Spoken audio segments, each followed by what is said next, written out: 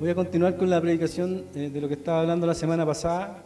Esto se llama Dispensacionalismo Pretribulacionista de Darby, o John Nelson Darby. En 1830 él creó lo que se llama las dispensaciones, y en ella, dentro de la última dispensación, o penúltima y última, hay uno que se llama el pretribulacionismo.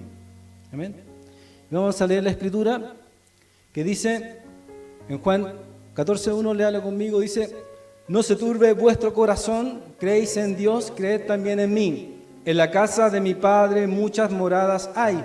Si así no fuera, yo os lo hubiera dicho. Voy pues a preparar lugar para vosotros. Y si me fuere y os preparare lugar, vendré otra vez y os tomaré a mí mismo, para que donde yo estoy, vosotros también estéis. Amén.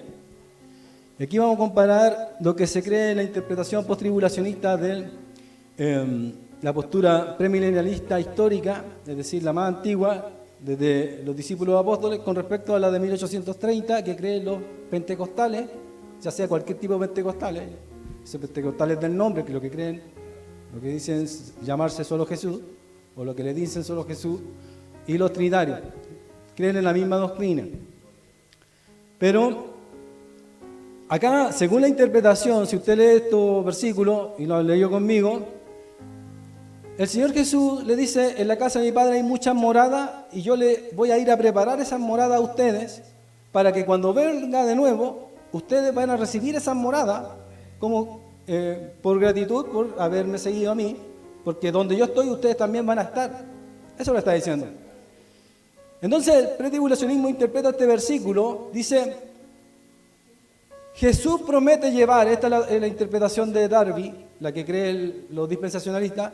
En este versículo ellos entienden que Jesús promete llevar a los suyos antes del juicio, es decir, eso para ellos extraen este versículo y dicen antes del juicio, y dice que aquí está el rapto pretribulacional, el rapto secreto. ¿Ya? Si usted lo ve y lo lee, ¿en qué parte de esas palabras dice eso? En ninguna parte. Lo que creía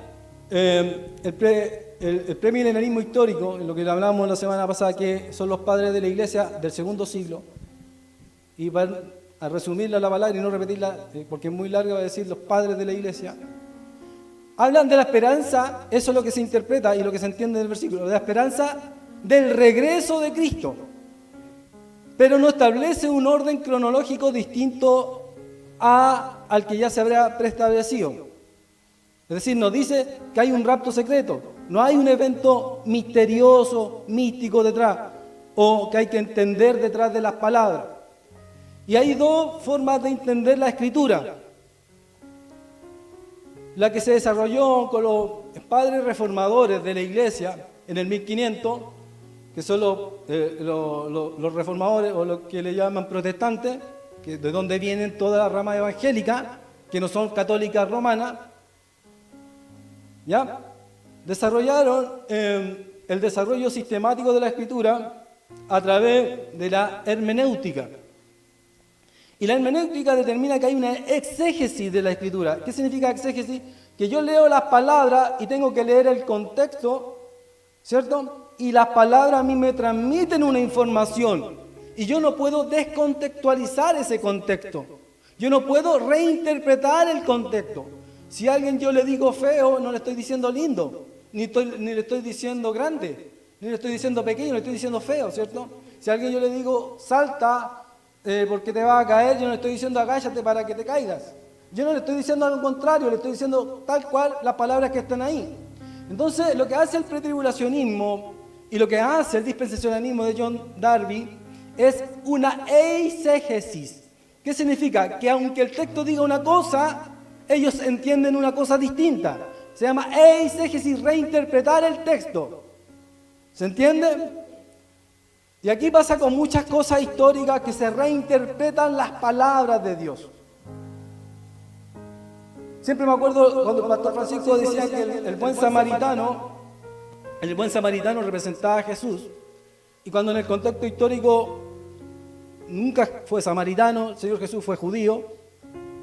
Y lo que trataba de representar era que hacer el bien. Finalmente lo que trataba de decir la parábola era que un samaritano podía hacerle bien a un judío porque ese judío lo habían asaltado, ¿cierto? Y pasó un judío, lo miró, lo dejó en el camino y al final viene alguien de otro pueblo, de otra nación, lo toma, lo lleva a una casa de hospedaje y le dice cuídalo, guárdalo, protégelo. Entonces lo que trataba de enseñar que había que hacer bien al prójimo independiente de su raza, color, etnia, nacionalidad, cultura, riqueza, pobreza. Eso es lo que trataba de entenderse en la parábola que enseñaba el Señor Jesús. Ese es el trasfondo, no un trasfondo distinto. Cuando alguien toma las parábolas del Señor Jesús y las reinterpreta de forma distinta, hace una eisegesis, no una exégesis. ¿Se entiende? ¿Qué es eso? Es entender algo diferente a lo que la palabra de Dios enseña. Y vamos a ver esas contextualizaciones que hace el dispensacionalismo y por qué está equivocado y por qué, aunque venga en 1830, o sea, 300 años después de la Reforma Protestante, los dispensacionalistas dicen que el rapto secreto y las dispensaciones es lo más bíblico para ellos. Ellos dicen lo más bíblico. Y toman sus versículos y los reinterpretan. Mire este otro versículo. Apocalipsis 4:1 dice, después de esto miré, dice el apóstol Juan, miré, y he aquí una puerta abierta en el cielo. En la imagen se ve el apóstol Juan y una puerta abierta en el cielo y un ángel. Y la primera vez que ahí, como de trompeta, hablaba conmigo, dijo, sube acá y yo te mostraré las cosas que sucederán después de estas. Y al instante yo estaba en el Espíritu y aquí un trono establecido en el cielo y el trono uno sentado. Amén. Ese que estaba sentado era Jesucristo, ¿cierto?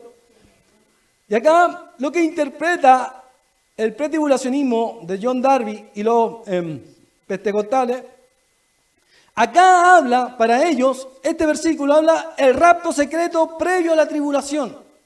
Cristo viene por su iglesia introducida por la teología de John Nelson Darby. ¿Qué creía Irineo, Hipólito y los padres de la iglesia y otros premilenianistas históricos? Veían lo que sigue como el gobierno de Cristo y la consumación del reino, pero no una separación entre la iglesia, Israel, eso, las dispensaciones. ¿Qué veían ellos? Lo único que veían del versículo cuando lo leían, y lo voy a leer literal, una visión profética de Juan siendo llevado al cielo para contemplar los misterios celestiales. ¿Qué se entiende del versículo? Si usted lo lee, él va, miré, ve una puerta abierta en el cielo, una trompeta que dice, ven, sube acá. Y él subió y vio el reino ahí en el cielo y vio a uno sentado. ¿Qué interpretaron los padres de la iglesia, los primeros cristianos? Que fue llevado al cielo para contemplar los misterios del cielo. Nada más. Entender algo diferente. Por ejemplo, esa parte que dice sube acá significa rapto secreto. No es lo que dice el versículo. Lo leo, no lo entiendo. No entiendo esa lógica. Entonces viene los neopentecostales vienen a decirnos que yo necesito una llave mágica que ellos tienen. Esa llave se llama reinterpretar el versículo de acuerdo a la visión o revelación que ellos tienen. Es como que yo le paso una carta y esa carta viene codificada con palabras diferentes. Entonces la palabra sube acá significa rapto secreto. Pero yo tengo que entender ese mensaje.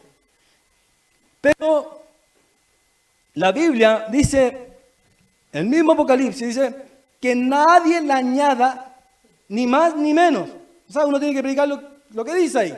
¿Qué entendieron los primeros cristianos? Que el apóstol Juan se lo llevaron al cielo. Nada más. No que hay un rapto secreto antes de los 7 años. No hay ninguna conexión en eso. No hay ningún paralelismo con eso. No hay nada. Los reformadores como Lutero y Calvino no interpretaban el Apocalipsis 4.1 como el rapto que muchos entendían en Apocalipsis como la clave histórica continua del idealismo. Algunos la veían, ellos veían la bestia, como los reformadores veían a la bestia de Apocalipsis y la veían como el papado. Aunque los padres de la iglesia y padres apostólicos no entendían esa doctrina, para el contexto de la historia, por eso también lo que creen muchos dispensacionalistas es que la bestia y el anticristo es el Papa. ¿Por qué enseñan eso? Eso lo creen por los reformadores, no por los dispensacionalistas. Los reformadores del 1500, con Lutero, en el contexto histórico, para Lutero, la bestia y el anticristo y el falso profeta era el Papa. Porque cuando vendían indulgencia y tergiversaron el Evangelio, y vio lo corrompida que estaba Roma cuando él viajó a Roma, Lutero viaja a Roma y ve que los monjes se metían con prostitutas y pagaban y le vendían indulgencia para entrar al cielo, es decir, le vendían un papel firmado por el Papa, y si tú tenías ese papel, tú podías sacar incluso a tus familiares del infierno y llevarlo al cielo, porque el Papa la había firmado, entonces tenían que tener monedas de oro.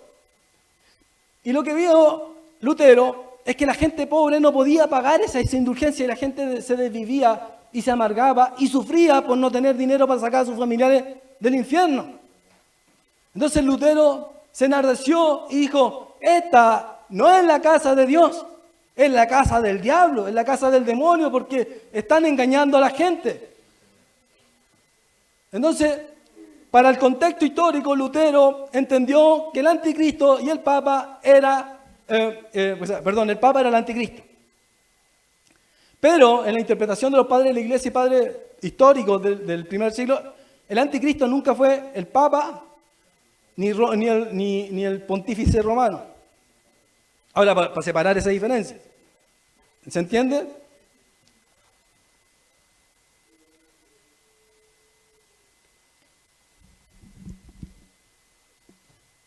Hay más que un versículo bíblico, los dispensacionalistas como John Nelson Darby, y después que se transmitió a través de los 200 años que llevamos, dice que desde Apocalipsis 6 a Apocalipsis 18, del 6 al 18, nunca se nombra la palabra iglesia, sino la palabra santos. Entonces, lo que entienden los pretribulacionistas, la iglesia no aparece en estos capítulos, del 6 al 18 de Apocalipsis. Por lo tanto, implica, al no estar diciendo literalmente la palabra iglesia, implica que ellos fueron raptados. O sea, Dios se los llevó porque no aparece esa palabra iglesia. Como no utilizan la palabra iglesia, entonces fueron raptados. ¿Qué se cree en la postura post-tribulacionista? La ausencia no significa el rapto, es decir, no tiene ninguna relación, porque no dice una palabra, no significa rapto. ¿Se entiende? O sea, porque no dice iglesia, no significa que automáticamente significa que fueron raptados. No hay ninguna conexión lógica en eso, es solamente una conjetura, una conexión que solamente ocurre en las cabezas de las personas que creen esta doctrina. La ausencia de evidencia no es evidencia de ausencia. Es decir, no hay una evidencia en favor del rapto secreto porque no diga la palabra iglesia. La iglesia está representada, y esto es lo que creían los padres de la iglesia, los del segundo siglo, que la iglesia estaba representada simbólicamente con los santos de la tribulación. Es decir, desde el capítulo 6 en adelante, a la iglesia ya no se le dice iglesia, se le dice santos. Eso es lo que creían los padres del primero, como Papía, al final del primer siglo, del segundo siglo. Los santos son la iglesia. Los santos son la iglesia. La doctrina post-tribulacionista es la más antigua. La palabra post-tribulacionismo surgió del dispensacionalismo en contraposición al pretribulacionismo. ¿Se entiende lo que es el pretribulacionismo? Que el rapto secreto, eso se llama pretribulacionismo. Viene Cristo antes de los 7 años, se los rapta, van a las bodas del Cordero, ¿cierto? Y no sufre nadie porque ningún cristiano, lo único que sufre son los judíos, que aunque es tan ilógica la doctrina, porque esos judíos van a quedarse en la tierra, en esa doctrina. Se llama la teoría del reemplazo, la doctrina del reemplazo. Dios cambia, se lleva a la iglesia, entra en juego los judíos. Israel juega en la escena del juego y el anticristo, para los dispensacionalistas, persigue a los judíos solamente. Pero esos judíos en la tribulación se van a convertir a Dios. Entonces, si usted le pregunta a un dispensacionalista, le pregunta, ¿ellos se van a convertir al judaísmo antiguo o a Cristo? Al nuevo pacto. Porque se tienen que convertir a uno. Pero ellos dicen que vuelven nuevamente a los sacrificios, pero tienen que reconocer a Cristo como el Mesías. Por lo tanto, ¿se convierten en qué? Cristianos. Entonces, si se convierten en cristianos, ¿van a morir cristianos en la gran tribulación? Aunque sean judíos. Sí. Claro, entonces, ¿y ese rapto para que no sufran? Porque Dios no quiere que su pueblo sufra. Si el pueblo judío es el pueblo de Dios, entonces los dejó para que sufran. ¿Cuál es la cosa ilógica? Dios selecciona y ahora ustedes sufran y estos no van a sufrir. Pero, sin embargo, dice, cuando le preguntan, no es que Dios no quiere que su pueblo sufra, por eso se los rapta antes. Pero si su pueblo no quiere que sufra, ¿por qué deja a los judíos también? Y van a sufrir y después se van a convertir a Dios. Pero cuando dicen lo que hace que el anticristo que se manifieste, porque ahora hay algo que interrumpe la manifestación del inicuo, cuyo venimiento es por obra de Satanás. Eso que impide la manifestación del anticristo son dos doctrinas que creen los dispensacionalistas. Una, que la iglesia, como está en la tierra, tiene que ser arrebatada para que aparezca el anticristo. ¿Quién es el que convierte a las personas al cristianismo? La iglesia. Si no hay iglesia, no existe el cristianismo. Porque se van a quedar todos los falsos. Todos los que se van a quedar van a ser raptados, todos los que son santos de verdad. Y se van a quedar todos los falsos. Y si no hay iglesia, ¿cómo se convierten? Y la otra doctrina que creen, si no es la iglesia, es el Espíritu Santo. Si se va el Espíritu Santo, ¿quién convence de pecado? Que el Espíritu Santo, ¿quién convierte a la gente? Porque ¿quién convierte a la gente? No soy yo, no es usted, no es el pastor, no es nadie, es el Espíritu Santo. Y si el Espíritu Santo se va, ¿cómo se van a convertir los judíos al cristianismo? Si se va a la iglesia, ¿cómo se van a convertir al cristianismo? ¿Ve que es ilógica la doctrina? ¿No tiene ni pies ni cabeza?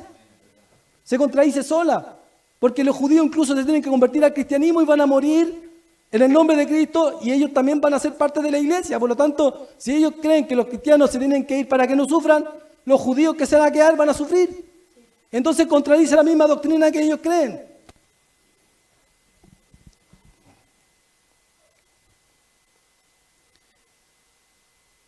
Y dice en Apocalipsis 19:7, no dice iglesia, porque la palabra iglesia no se utiliza.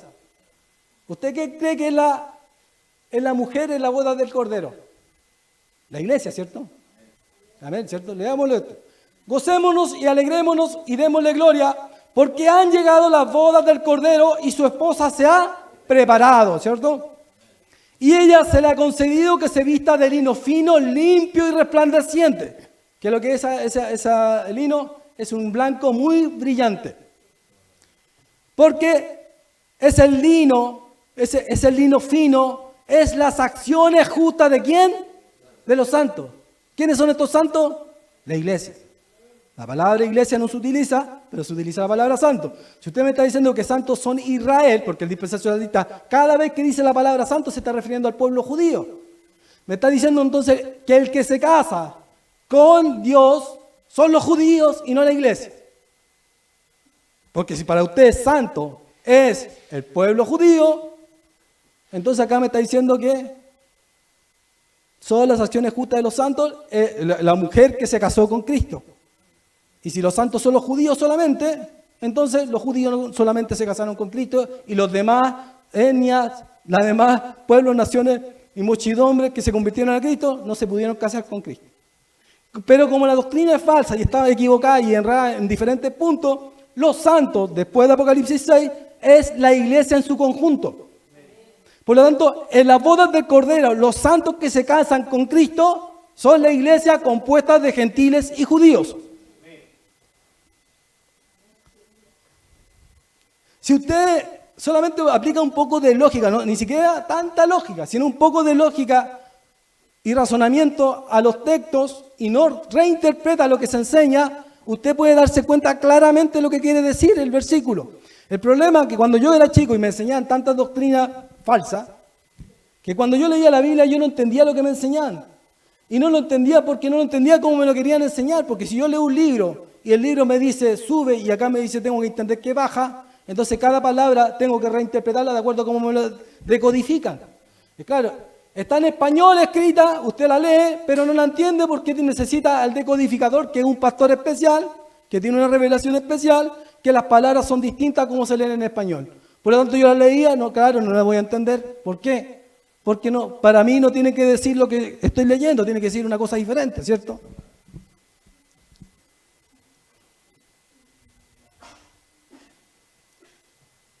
Otro versículo, Apocalipsis 3:10. Dice, por cuanto has guardado la palabra de mi paciencia, yo también te guardaré de la hora de la prueba que ha de venir sobre todo el mundo para probar a los que moran sobre la tierra. El dispensacionalismo del rapto secreto, dicen, guardaré de la hora de la prueba, indica que la iglesia será removida antes de la tribulación o de la gran tribulación. Eso, guardaré de la hora de la prueba, te dice que te va a sacar de la gran tribulación. ¿Para qué? Para que no pases por la hora de la prueba. ¿Se entiende eso? Es para ellos. ¿Qué creían los primeros cristianos? Guardar no significa remover, sino proteger en medio de la tribulación. Entonces, en la imagen aparece una persona cruzando un camino y hay un ángel protegiéndolo. Guardar a la hora de la prueba que ha de venir sobre todo el mundo no significa no pasar por ese lugar, sino que al pasar por ese lugar, usted es protegido. Para ellos la palabra guardar significa sacar, no estar ahí. Por ejemplo, los judíos tienen esa palabra, la utilizan guardar el sábado. Guardar el sábado es no cumplir el sábado o no asistir en el sábado a la iglesia, o significa estar en el sábado guardándolo para Dios, es decir, sirviéndole a Dios.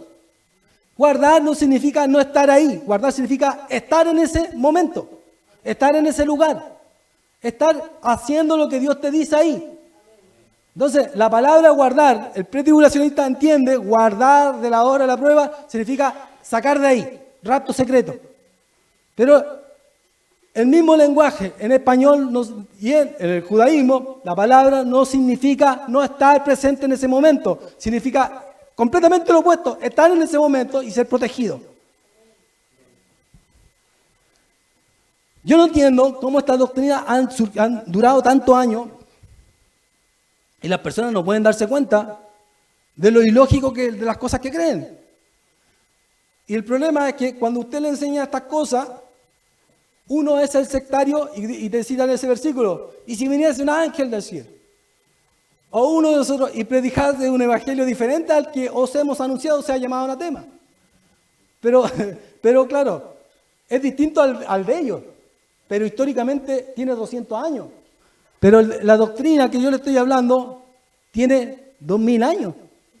Porque si yo la rastreo históricamente, ¿quién la dijo? Yo la leo en los padres de la iglesia y los padres apostólicos, los discípulos de los apóstoles. Entonces, ¿cómo ellos pueden invalidar a esos discípulos? Dicen, e inmediatamente después de que murieron todos los apóstoles, se tergiversó, se prostituyó el evangelio y los padres de la iglesia lo único que buscaban era de pervertir la doctrina. Y ahora vengo yo, 2000 años después, Dios me reveló la verdadera doctrina. Esa que tergiversaron los discípulos de los apóstoles. ¿Se da cuenta? Que muchas veces también se hace para manipular a las personas. El otro versículo, no sé casi va entendiendo conmigo los versículos que te voy explicando. O sea, yo creo que es muy fácil entenderlo. Apocalipsis 7:14 dice, yo le dije, Señor, tú lo sabes. Porque el ángel le dice, ¿quiénes son estos que han venido, han salido? Y le dice, yo no sé, Señor, dile. Y le dice al ángel, el apóstol Juan, tú lo sabes. Y le dice, y él dijo, estos son los que han salido de la gran tribulación y han lavado sus ropas y las han emblanquecido en la sangre del Cordero. Las han emblanquecido en la sangre del Cordero. Pero estos han salido. Entonces la palabra salir significa también no estar presente ahí. Significa sacar antes para los pretribulacionistas. Entonces dice, aquellos que se convirtieron después del rapto de la iglesia, judíos y gentiles que creyeron durante los 7 años de la tribulación y fueron martirizados. Ya. Esta doctrina también cree eso, que son aquellos judíos que están ahí y pasaron por la gran tribulación. Lo que creían los padres de la iglesia, la gran tribulación es el periodo final antes de la segunda venida de Cristo. Estos creyentes representan la iglesia misma, que han pasado por la tribulación final y han vencido. Ven la tribulación como literal y futura, pero con la iglesia presente durante ella. Ya, yo le di una interpretación distinta. Le dije que, igual que el versículo anterior, que no estaban ahí. ¿Por qué? Porque yo escuchaba a muchos pastores hablar de eso mismo. Tanto te guardaré la hora de la prueba como los que han salido de la tribulación, significa para ellos que no van a estar presentes en la persecución del anticristo, sino que van a salir antes. Pero esta doctrina que yo copié dice que van a pasar, pero eso no son los cristianos de la iglesia, sino que van a ser los judíos. ¿Ya? Es una interpretación nueva. Cualquiera de las dos interpretaciones están equivocadas. Porque lo que creían los padres de la iglesia era que estos que han salido no significa que no van a pasar por ese proceso, sino que son los cristianos que van a sufrir el proceso. Y es lo mismo, salir significa salir de un lugar en el cual yo entré antes, por el cual atravesé. Si usted entra en un túnel, yo salí después, en la salida que tiene allá, salí del túnel. Pero yo no puedo decir, estoy en la puerta del túnel, ¿cierto? Y yo le diga, salí. ¿Cuándo saliste si nunca entraste? ¿Cómo puedo salir de un túnel si nunca entré? Tergiverso el lenguaje, tergiverso las palabras, tergiverso el idioma y la exégesis. Por eso cuando lo vamos al griego, la palabra salir significa salir de un proceso, salir de un lugar. No significa no entrar en ese lugar. ¿Cómo no voy a entrar? ¿Cómo puedo salir del lugar que nunca entré? Primeramente. Entonces, los que salieron de la tribulación o de la gran tribulación son aquellos que atravesaron, vivieron el proceso.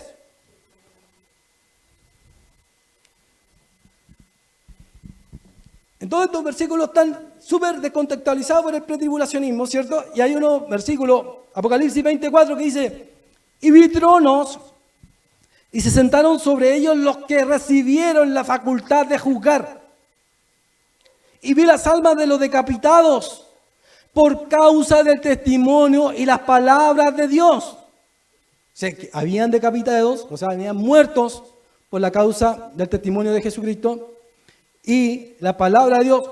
Los que no habían adorado a la bestia, es decir, los que pasaron por la gran tribulación, porque son los que fueron asesinados, ni a su imagen, y no recibieron la marca en su frente ni en sus manos, y vivieron y reinaron con Cristo 1000 años.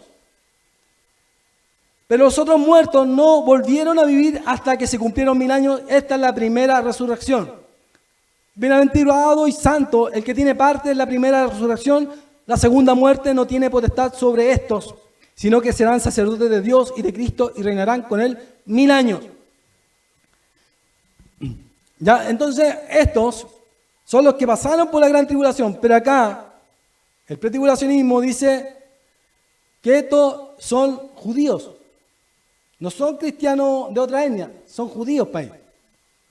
Los que sufrieron la gran tribulación, porque como está la doctrina del reemplazo, se fue a la iglesia, quedaron los judíos, los que pasan por el sufrimiento y todo eso, fueron los judíos, para ellos. Y también para los padres de la iglesia, son en toda la doctrina, finalmente, todo lo que estoy hablando, es que siempre para los padres de la iglesia, los cristianos, ya sea de cualquier etnia, y como lo resume la Biblia, cualquier etnia se les denomina gentil, y la que no es gentil es la judía. Por lo tanto, judíos y gentiles significa cualquier etnia, cualquier nación, cualquier pueblo. Entonces, para los padres de la iglesia, los que salen de aquí y que fueron decapitados, fueron todos los cristianos del mundo, incluidos aquellos cristianos judíos. Porque Dios no hace excepción de personas. En el nuevo pacto, derriba la pared intermedia que derribaba los pueblos, es decir, ambos pueblos, y de los dos hizo un solo pueblo. Y de ese pueblo lo llamó el Israel espiritual, que se le denomina la iglesia. Por lo tanto, cada vez que se hable de santos, se está hablando de iglesia. Cada vez que muere y fue decapitado, ese cristiano puede haber sido judío o puede haber sido de Chile, de China, de un país árabe, de Rusia, cualquier cristiano que fue muerto por la persecución del anticristo. Eso es lo que creían los padres de la iglesia. Esa es la doctrina más antigua, no la de 200 años. Porque cuando dice, y ahora vosotros sabéis lo que lo detiene. Sabéis lo que lo detiene, lo que había hablado antes. A fin de que su debido tiempo se manifieste. Porque ya está en acción el misterio de la iniquidad, que solo que hay quien al presente lo detiene, hasta que él a su vez sea quitado del medio. Y entonces se manifestará aquel inicuo, que es el anticristo, a quien el Señor matará con el espíritu de su boca y lo destruirá con el resplandor de su venida. Amén. El pretribulacionismo dispensacionalista cree que lo detiene es el Espíritu Santo, que debe ser quitado antes de que se manifieste el anticristo. Eso es lo que cree el pretribulacionismo. ¿Qué lo detiene? El Espíritu Santo. O, en otra doctrina, la iglesia. ¿Qué dice? ¿Qué creían los padres de la iglesia? El obstáculo es la separación del imperio romano, mundial en 10 reyes o gobernantes. Miren, la doctrina es completamente diferente. ¿Qué lo detiene? Para los primeros cristianos, el imperio romano, actualmente, que primero tenía que morir porque tenía que sanar la herida de muerte, resurgir nuevamente. Pero ese imperio romano, que ya sabemos, para algunos, por lo menos yo, que está en ese conglomerado de naciones mundiales que se llama ONU, que tiene que levantar 10 gobernantes. Y para que se levanten esos 10 gobernantes, tiene que salir un 11º gobernante, y de ese 11º gobernante es el anticristo, que va a hacer guerra contra 3 naciones, de esos 10 gobernantes, va a destruir y él va a ser el 8º. Eso es lo que enseña y eso es lo que creían los padres apostólicos.